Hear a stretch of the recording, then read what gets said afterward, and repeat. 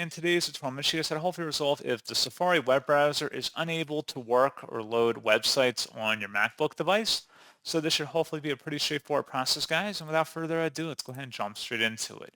So first thing I would suggest doing would be to open up Safari if you can, and then select the Safari button up in the menu bar, and then select Settings, and then select the Privacy tab, and then select Manage Website Data at the bottom here, and then select Remove All, select Remove Now, select Done, and then close out of here.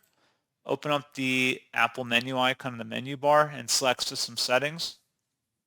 Select Wi-Fi on the left panel, and then toggle your Wi-Fi on and off again. So turn it on and off and off and on, basically, until it's set to the right, enabled and turned on. And then I would strongly suggest restarting your router as well by just unplugging it and plugging it back into the wall after approximately 30 seconds. Restart your computer as well, and then hopefully that should resolve most common issues. So as always, thank you for watching this brief tutorial. I do hope that I was able to help you out, and I do look forward to catching you all in the next tutorial. Goodbye.